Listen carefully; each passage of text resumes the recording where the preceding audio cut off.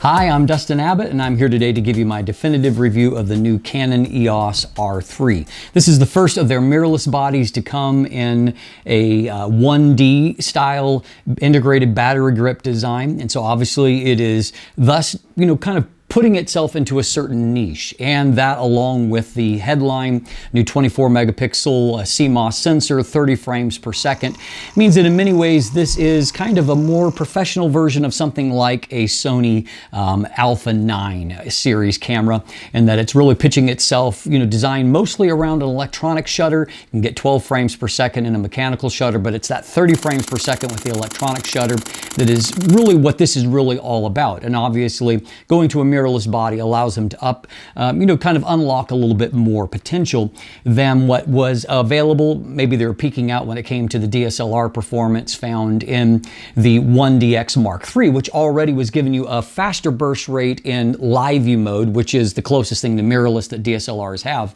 relative to, through the viewfinder, traditional DSLR type autofocus.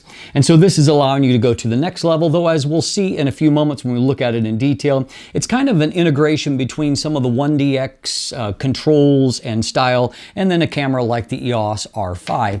And also the size is somewhere in between the two, though obviously this is a much physically larger body than what the EOS R5 or any kind of other EOS R body has been to this point. It's also the most expensive of the new Canon mirrorless system, full frame mirrorless system. And so at about $6,000 US dollars, that is, this is $3,900 for the EOS R5. So you're talking about $2,100 additional dollars. Though I will point out that even though it's got the big professional grade body, it is cheaper than the Sony Alpha 1, which retails at $6,500. So quickly here, some of the headline features that are included as a part of it. iDetect AF. This is the first of the digital cameras, although Canon had a similar technology back in the film era very briefly. This is the first implementation of an iDetect AF, and that's not detecting the eye of the subject, that's actually detecting the eye of the photographer. And so where you look, autofocus moves too, and it's a really cool feature that we'll talk more about in just a moment. Unlike the 1DX, we have got the Canon's excellent in-body image stabilization, which when paired with the in-lens stabilization of some other good lenses gives you some really exceptional hand-holding stability. And so obviously that's a great implementation. We have got, which we never saw in the 1D series, the vari-angle viewfinder, and now at a higher resolution. We also see higher end video specs to where while you don't get the 8K recording that you get with the R5, you do get up to a 6K recording, and that at up to 60 frames per second, or at 4K, 120 frames per second. And a really nice thing here is that there's now no imposed record limit. So you can record until you fill up that memory card. Now, of course, if you're going to film with, say, raw footage, that memory card's going to fill very, very quickly. But if you're shooting at maybe a more reasonable codec and a file size bit rate, you're going to be able to record long session recording if necessary. They've added on to the autofocus system a new vehicle tracking capability. So again, with the eye towards sports, that motorsports are a major thing for some sports photographers. And so you have that vehicle tracking. It's also going to look for a helmet, for example, in someone that is driving that car. There is a newly developed 24 megapixel sensor that we'll talk about in detail. There is the higher grade of weather sealing like the 1DX series body, more customizable buttons. The hot shoe is upgraded to be a digital interface, built-in GPS, smart controllers from the 1DX series, and more. And we'll dive into all of that in detail in just a moment, but first, a word from our sponsor. Today's episode is brought to you by Phantom Wallet, the minimalist, modern wallet that sets you free from a bulky traditional wallet while also making it easy to access your cards and money when you need them, thanks to their unique fanning mechanism. Visit phantomwallet.com to check out their unique sizes, styles, and finishes that span from aluminum to wood to carbon fiber. You can even customize your wallet with new accessories like a money clip, cash holder, ID display, and even the Chipolo tracking integration if you're the kind of person who loses their wallet. Use code DUSTIN15 for 15% off when you're ready to check out. Now, before we dive in today, I do want to acknowledge that now about a month ago that one of my fellow reviewers, actually here in Ontario, Canada, where I live, Gerald Undone, really graciously gave me a shout out and helped to boost my channel by sending some of you here for the first time. And I just want to acknowledge the kindness of what Gerald did. I also want to point out that I consider his channel to be an excellent complement to my own. He is an excellent video-centric reviewer, whereas for me, I am kind of photography first. And so if you like detailed deep dive reviews, which I assume that you do since you're here, and you like video, then you're going to love Gerald's style, where he does a much better job than what I do in terms of hammering out the performance for video of both cameras and lenses and other accessories. So be sure to check out his channel. It is well worth your while, and he does a fantastic job. In fact, I think that this EOS R3 that I was loaned, I've got to send it back as quickly as possible because I think it's going on to Gerald. And so if you want to see the master get more out of this in terms of video, check out Gerald's channel. We're going to dive in today and give you a closer look at the physical features here and physical design of the camera. Let's take a closer look. So obviously the biggest thing relative to a camera like the R5 that's going to visually catch your eye is the integrated battery grip style body. And you can use the larger capacity LPE19 batteries that we see in the 1DX series. So obviously that battery grip style, integrated battery grip style, is one that's favored by some and probably for the mainstream despised. And I tend to fall a little bit more in that latter category. It's just more grip than what I personally need or want. But of course, as a byproduct of that, you do end up with redundant controls to allow you to not only have a grip in either portrait or horizontal mode, but also the redundant controls that allow you to control the camera equally. Though, you know, the fly in the ointment's always going to be the position of the viewfinder that is set up for a horizontal style as opposed to a vertical style grip. A few things here, and that is that obviously this is the first mirrorless body to get the 1DX3 style body, or 1DX style body in general. Though, while it looks large relative to the EOS R5, it's actually considerably smaller than what the 1DX3 is. And so it is about 8 millimeters narrower, it's 25 millimeters shorter, it weighs 425 grams lighter, so about 19% smaller overall. And so while it looks big relative to the other EOS R bodies, it's actually a little bit more modest in its dimensions, and that might appeal to someone that is maybe considering an upgrade from a 1DX series body and have considered going mirrorless, and that you get, you know, the features that you like and the weather sealing. This is weather sealed to a 1D series level. So you get all of those things, but with a little bit lighter and smaller body. Now, another thing that's different relative to the 1D series is, of course, the integration of the very angle LCD, as they call it. And this is a really, really nice LCD. We have a higher amount of resolution than what we have previously seen. And in fact, this is the highest resolution LCD that I've ever actually tested on a camera body, 4.15 million dots.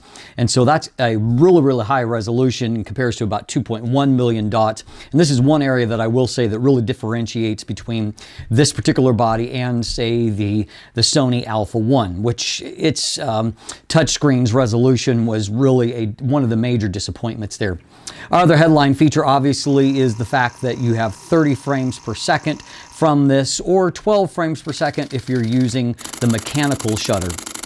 Now, I will say, just as a feature, that the position of the actual power button here is one that I don't really like. I don't find that it falls easy to hand in any kind of configuration, so I don't love that. I also don't necessarily love that by the time you get the grip, you're trying to reach around to access these custom buttons here, which are great to have, obviously, but they're not necessarily all that easy to grip if you're holding more traditionally onto the camera. It means you're going with that finger and maybe being able to reach these top two, but going to have a hard time reaching to the bottom two. You may learn how to do it better over time, but it's, you know, just the thickness of the grip does make that a little bit harder to access. Another thing that's changed here is that underneath this protective cover, which you can slide off, the hot shoe is now designed to where it also allows you to have digital input. And so it's kind of a multi interface port, kind of like what we saw on the Alpha 1. Another thing that is inherited here from the 1DX series is on the AF on button. It is also what's called a smart controller. You can use that to move around an autofocus point, for example, and it's in a redundant position down here. So we have kind of a blend between the R5 type controls and the 1DX type controls, including some different button positions up here to the left of the viewfinder, and then a more similar design to something like the EOS R5 when it comes to the top-mounted LCD screen. One other thing that I do like here is that you have a switch right here, an actual physical switch that allows you to toggle between stills and video. I prefer that to having to go through the mode button up on the top of the R5. I just prefer a more direct, visceral connection between those two features. So I do like that aspect of it. And then, of course, we've got a great viewfinder here with the killer feature hidden inside of the iDetect AF. Now, that's something that has to be calibrated, so you have to go through a process calibrating through the menu because it needs to kind of learn the behavior of your eye. And you may find that there are some limitations. If you wear glasses, certain kind of prescriptions or contact lenses, they might obstruct that. Your mileage may vary. I had a very good performance with it. It's a feature that I actually really enjoyed myself. You've got a fairly typical complement of ports over here, though the one kind of main kind of change that you have from a body like the R5 is that you do have an integrated Ethernet port, which obviously is going to be useful in a camera that's more sports oriented. It might be used by a sports journalist that is going to have a wired connection. You also do have a little bit better connectivity when it comes to wireless connections here as well. All told, the ergonomics are Canon excellent, which, you know, is designed with really good feeling switches and controls, and of course the LCD is nice and responsive in terms of touch, and so there's just a lot of things that feel good. You've got this almost carbon fiber looking grip, and the grip does feel good in the hand. As per usual, the grip is never quite identical when you switch between the portrait and then the typical horizontal type grip. So when you go to that portrait grip, it does feel a little bit different in the hand, but the grip does feel good. It's a nice physical size, although if you have smaller hands, it's going to feel, probably too large for you, but very likely you're not going to be interested in a camera like this anyway. I do like, as always with Canon, that you do have this shutter that comes down to cover the sensor when it's not in use here. And of course, having the ability to choose fairly quickly between the 30 frames per second in the electronic shutter or 12 frames per second, which is a little bit faster than the Alpha 1 in the mechanical shutter, is very, very nice. So all told, I think that the features and the ergonomics work, and if you're interested in this style of body, this is something that Canon has a lot of practice in doing, and it shows in the implementation. And so as you can see, this is a nice blend of features from the 1DX series and then combined with some of the new mirrorless features from the EOS R5. And if you like the larger integrated battery grip style body, then Canon has long proven that they know how to do ergonomics right, and I suspect that you'll enjoy this body very much. So let's talk autofocus. In a camera that is sports-centric, that's really kind of the probably most important thing. Obviously, we want a good sensor and we want it to handle well, but autofocus is where the rubber meets the road for a sports-oriented camera like this. And so in some ways, we have a similar autofocus system to that found on the EOS R5. We continue to have a dual pixel CMOS autofocus system with 1,053 different AF areas that has basically 100% coverage, both vertical and horizontal. All across the frame, you have very good coverage with sensitivity down to -7.5, which is a little bit better than what we have seen previously. And it's a far cry from what we saw just a few years ago, back when a -3 EV autofocus was considered excellent. We have moved several stops further into darkness, essentially, to where you can autofocus in extremely dim conditions. And of course, the better you're going to do, depending on the kind of lens and how large of a maximum aperture it's going to have. But sensitivity is fantastic, as is the performance, where you can still autofocus, though with a few less autofocus points available. But you can still autofocus at a maximum aperture combination as small as f/22, which is really, really small. And of course, that's very, very impressive. And it's what allows lenses like the f11 600mm and 800mm f11 lenses to be used even if you throw a teleconverter on them and still get some autofocus. And so obviously that's really, really impressive. But what has changed for the better here is that you have even more more tracking capabilities. And that is aided by a few things. First of all, in the viewfinder itself, we now have no blackout, even at the 30 frames per second. And so that allows you to be really engaged with tracking action. And in real life use, I use this side by side with the EOS R5 and the Sony Alpha 1. And of those three cameras, I definitely felt like I was more visually engaged with the autofocus process in using the EOS R3. It just had a really engaging process to where you were never kind of jarred out of just tracking the action. And obviously, if this is kind of your job or your passion, that's really going to help a lot because it allows you to stay connected visually with what's going on, and thus more of your brain power can go in trying to track the action and frame the shot as you like, as opposed to getting lost in the weeds with some kind of camera glitch. And so it gives you a really natural, and I also liked just kind of the whole engagement of the process of being able to see where autofocus was happening, though in a positive and non-distracting kind of way. And so it just really worked in that kind of setting. And as you can see here, 30 frames per second in electronic mode, and so that's just going to drill them off very quickly. And you can buffer up to 540 full-size JPEGs, and you can get as many as 150 RAWs, though if you're shooting in compact RAW or C-RAW, you can get up to 420 shots. And, you know, frankly, C-RAW is kind of the sweet spot for me when it comes to these most recent Canon cameras. I find that I really can't visually tell a difference between the full RAW and then the lossless, you know, compacted RAW. And so if you're, you know, concerned and you want to shoot RAWs, you want that kind of headroom for editing, shoot in that C-RAW. 420 frames per second of buffer depth should be enough to get you the shot. And if you haven't got it in that kind of buffer depth, then you're probably not going to get it. So how does that compare to some of the other cameras? For example, the EOS R5, you can get up to 350 JPEGs there, so almost 200 more. And you can only get 87 full-size RAW or 180 compact RAW. So you can more than double what's available on the EOS R5. And so obviously it's a little bit more of a sports-oriented camera, not only giving you that faster burst rate of 30 frames per second versus 20 frames per second, but it also is going to give you that deeper buffer depth. The Sony Alpha 1, another maybe primary competitor if you're in the mirrorless space, you can get 400 JPEGs, so about 140 less, and 238 lossy RAWs, and so, you know, again, less than that overall. And so this is obviously giving you buffer depth and speed. And I will say, in terms of real world use, I shot, you know, burst of 140 frames. I never saw any kind of buffering at all. Gone are the days like back with, you know, Sony and the third generation cameras to where, you know, you could shoot a nice burst, but then you had to sit and watch while it emptied the buffer. I didn't observe any of that at all. By the time I looked at the camera, it was ready to shoot again.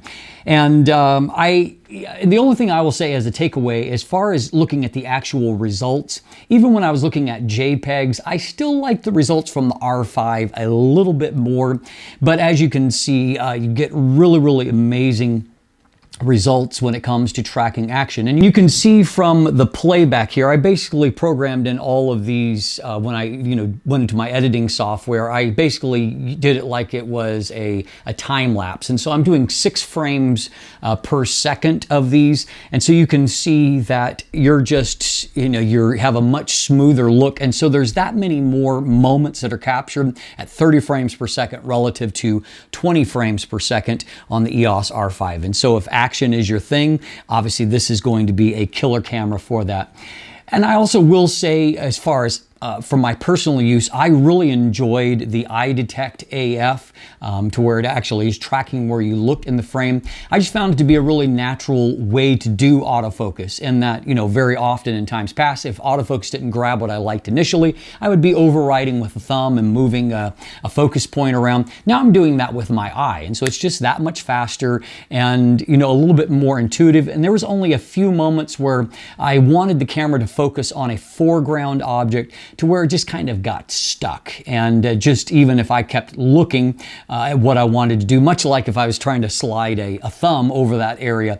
Still, there's going to be limitations where it doesn't always grab every single thing that you want, but we are getting closer and closer to perfection when it comes to autofocus. And so this is very likely the best autofocusing camera that I have used to this point. I even like it a little bit better than the Alpha 1, though the Alpha 1 is amazing for tracking. I just found as far as maybe the results may not be better with the R3, but the process was just a little bit more refined in capture. And of course, the deeper buffer depth makes this the killer combination. The sensitivity and low light makes this kind of the camera to beat right now when it comes to autofocus. So let's talk for a moment about the newly developed 24 megapixel back illuminated stacked CMOS sensor. That kind of basic design reminds me a lot of the Sony A9 series, though when you start to design that kind of sensor, which is designed specifically for high-speed recording, and so it does certain things really well. It helps you to get a lot of information through the pipeline.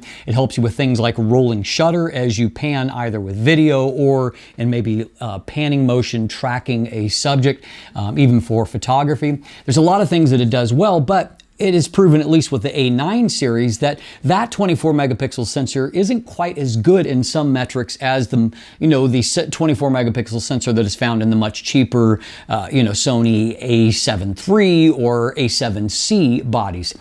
And so those ones had both better dynamic range and better high ISO performance. And so in some ways, I think what Canon has done is taken, kind of given you the best of both of those Sony type sensors, in that you've got the ability to control rolling shutter. You've got a sensor that is able to process a lot of information and run them through the processors quickly.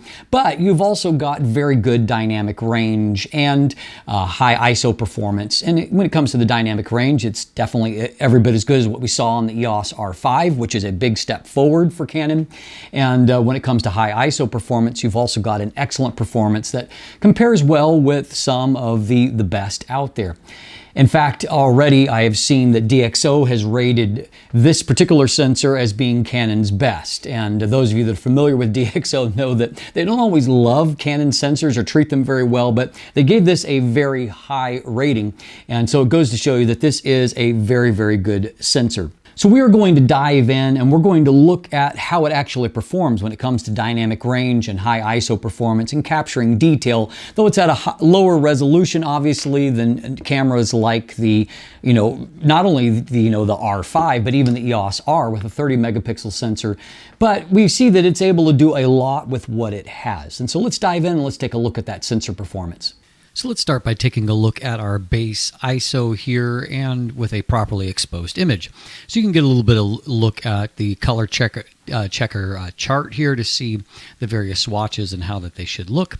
And so you can see, first of all, by the way, I'm going to use to standardize the lens and all this, I use the Canon EF 35mm f1.4 L Mark II, all at f5.6. And so in all these cases, it's being used via adapter, whether it's on a Canon or a Sony body, and that helps to standardize things. You can see, however, that at base ISO, lots of detail everywhere, colors look really good, a typical Canon type performance. So we're going to start by overexposing. And so here you can see this is a stop overexposed, and here's the image recovered. And so you can see that the colors on the color swatches are recovering nicely. Some area of information that was lost here has been recovered. And if we zoom in here for a second, you can see kind of like some blown out spots there recover nicely. And so nothing is lost here in terms of information. It all recovers nicely. Now, at 2 stops of overexposure, we can see that everything obviously is much more blown out in the original, but for the most part, we're still recovering quite well. Here in the timer face, we've returned the right color information. In the kind of blown out spots here, all of that has been recovered, and we can see that for the most part, the color swatches are all recovering properly, though you can see that there's just the slightest bit of unnatural quality to some of the colors, but still an acceptable performance here at this point.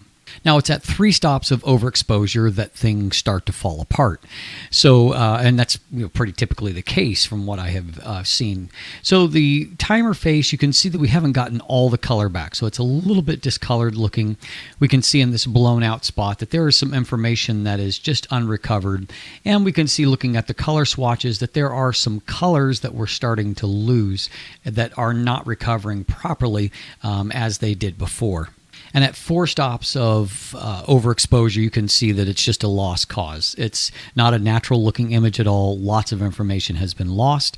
And I've never yet seen a camera that can fully recover a 4-stop overexposure. So how does that compare to something like the Sony Alpha 1? Now, the Alpha 1 has a slightly different sensitivity, so you'll see that the timing as far as the shutter speed is not exact, but the exposure is exact between them.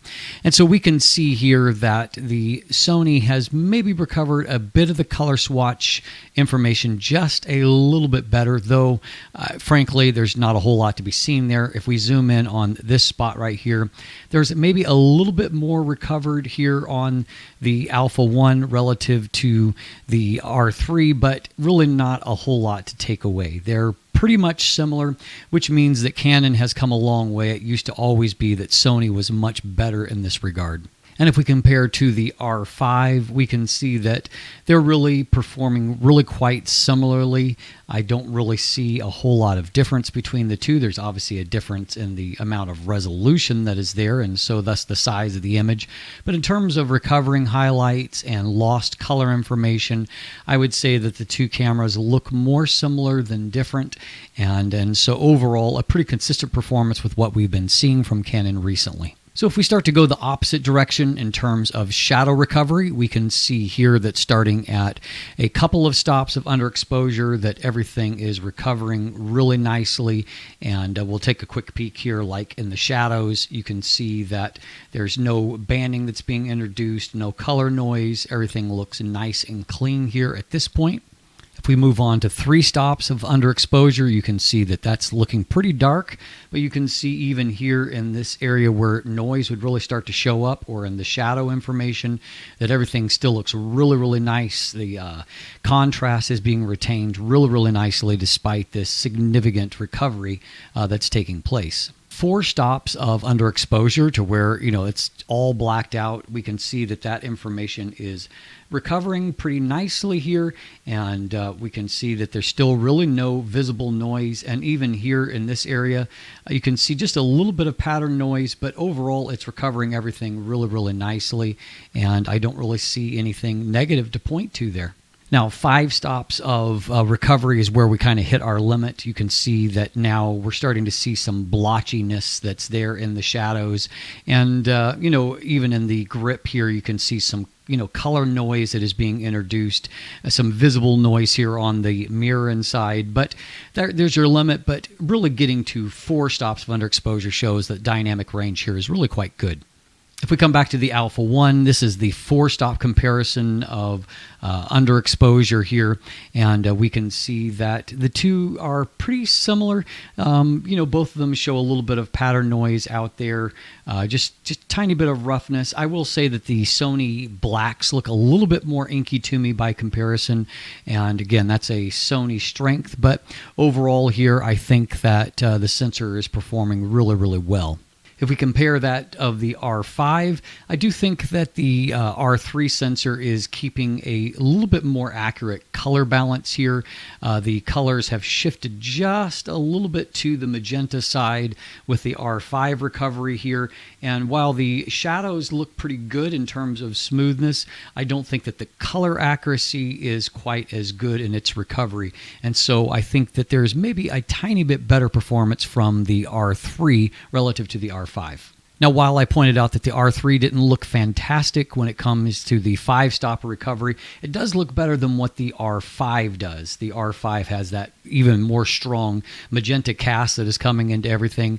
And while the shadows have gotten rough here on the R3, what we can see is that it has kept a little bit better contrast, but definitely kept better color fidelity in general. So all that adds up to a sensor to where you're going to be able to easily recover shadow information. And as you can see here, that information has been recovered in this real world image, and it looks good, it looks natural. And so I've recovered both some information in the shadows and then also not lost anything up in the sky as well. So a good performance here when it comes to dynamic range.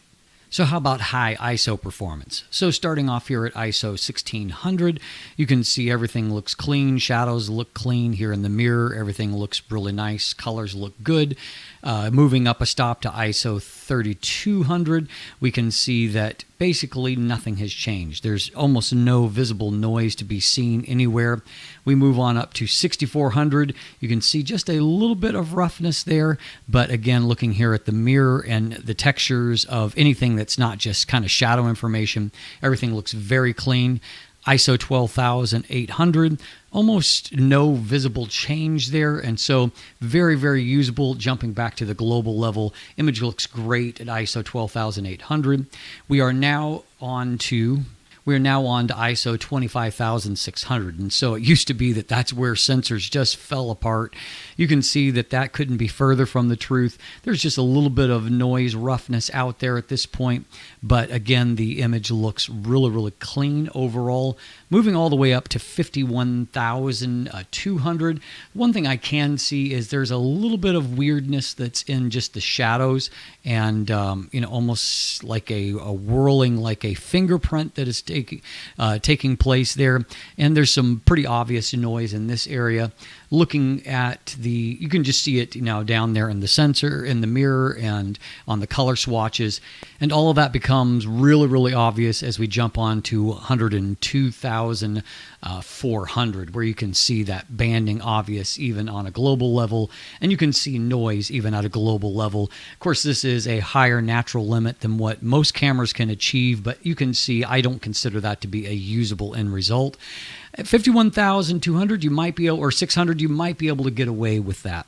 So if we take a look at 12,800, comparing to the Alpha 1, we can see that the Alpha 1 has more visible noise, though it's more than double the resolution, 50 megapixels, and so everything looks a little bit more obvious. If you down sample to the same size, it would be probably pretty similar in performance, but we can definitely see that, just using the bare image, that the R3 does look cleaner overall. Jumping on to 25,600, taking a look in the shadow area, you can see that, definitely I would favor the look in the shadows and of this, kind of patchwork look from the R3 compared to the Alpha 1. And looking in here at the mirror, everything is looking cleaner, and you can see that the Sony is starting to drift a little bit towards the green cast to things, whereas colors are staying nice and neutral on the R3. Now, if at 51,200, you can definitely see that green cast that has come into the Sony image, where everything is kind of shifting towards that. And the biggest thing for the R3, as you get up this high, is this kind of weird banding that is taking place up there. You can also see, though, that the Sony is really, really rough at this point. And so if we come back actually onto the textures of the subject, I would favor the look of the R3 for its color accuracy and just less color blotchiness that is here relative to the Sony. Now, if we jump over to the R5 comparison, we can see that at 12,800, both of them are fairly clean, but you can definitely see that the levels are inkier from the R3, and there's less visible noise in this area. If we jump up to 25,600, look back in this area, it's pretty obvious that the R5 is falling apart compared to the R3, which is much darker. The R5's got some of that color banding, and we can see that the contrast levels are better with the R3, and there's just less visible noise, though that will equalize a little bit when you downsample, but this kind of stuff is not going to equalize. The R3 definitely has an advantage there. And at 51,200, the R3 definitely has the advantage. You can see that color accuracy is better. There's much more shadow information that remains. It's cleaner with less noise and better contrast. And now both of them have this kind of color whirling banding here, but you can see that the overall impression is blacker from the R3, which just points to cleaner and better contrast. It's holding up better climbing higher up the ladder than what the R5 does. Finally, at 24 megapixels, you know, it's not as high of resolution, but you can see that there is really nice detail that the sensor is picking up. And kind of regardless of the different subjects that I shot, I was able to get nice information. The cat should not be on the table, and so he did make for a good subject matter there. You can see really nice detail in Loki's fur, and at least he misbehaves in style. And finally, outside for landscapes, you can see that there is nice detail that is captured here. Good contrast. We've seen that this is a very good sensor. So at the end of the day, you can see that this is a camera that is really competitive on a lot of levels. Amazing autofocus, a very good sensor. There are a few things that I don't love. You know, first of all, as you may have figured out, I'm not personally partial to the integrated battery grip design myself. I find it limiting when it comes to how I carry camera equipment, how I store it, and I just prefer the more traditional body size like this. And I really like the size of the R5 and the way that it feels in the hands. A few other things that I don't like the position of the on-off button. I just don't find that there is a really natural way for me to access it. You kind of would do it with a thumb, but I just don't find that it's a natural thing for me. I do prefer when you have, you know, for example, here on-off over here. I know that they use that real estate for a couple of other buttons, but I would still have preferred them to do things a little bit differently when it comes to the power button. And of course, you know, lock is a part of that, which, you know, reminds you more of DSLR style bodies. I also found, as we saw earlier on, that the custom buttons are a little bit hard to reach, and has become all too common whenever Canon brings out a new camera and its mirrorless system. I found that out of the 3 autofocusing third-party lenses that I had on hand, it kind of bricked 2 out of 3 of them. And what I mean by that is that the Samyang AF 85mm f1.4 seems to work just fine. The Samyang AF 14mm f2.8 didn't hardly work at all. It didn't register what the aperture was. I had no autofocus. It just didn't work right at all. And then for whatever reason, when I put on the new Viltrox 85mm f1.8 RF lens that I recently reviewed, it recognized it as a 50mm lens, and that's what even shows up in the XF data, and I had no control over aperture, and autofocus was iffy. And so, as is typical Canon, it's not really all that kind to third-party lenses, and that's one of my chief gripes on the EOS R mirrorless system at this point. Obviously, size and price are going to be a limiting factor for other people as well. Not everyone wants or needs a camera that is either this big or this expensive, and I certainly recognize that as a part of my review. This is more of a specialized camera for more of a specialized audience. It is designed for a sports photographer and particularly for that kind of person, and in some ways it is less flexible than what, say, the Sony Alpha 1 is, where Sony designed the Alpha 1 to kind of be the one in their language, to where it kind of did a little bit of everything really, really well. This is really designed more around sports photography when it comes to the size, when it comes to the integration, the grip, moving to that lower resolution sensor. It is obviously a more specialized kind of camera. So my takeaway is that this is an amazing autofocusing camera, probably the best that I have ever used. The sensor is good, but I don't find it revolutionary, and at this stage I'm mostly shooting with higher resolution bodies, and frankly, while I think 24 megapixels is enough in many situations, there are certainly situations where I'm going to miss higher resolution. So maybe a little bit less for me in that regard. And so for me, still on Canon front, the EOS R5 is kind of the sweet spot. It does a lot of the similar things to the R3, maybe not quite as good when it comes to autofocus, though this is still an amazing camera. Definitely not maybe as quick when it comes to the burst rate, but it does a lot of the good things in a smaller body, you know, for $2,000 less. So that certainly is relevant at this point.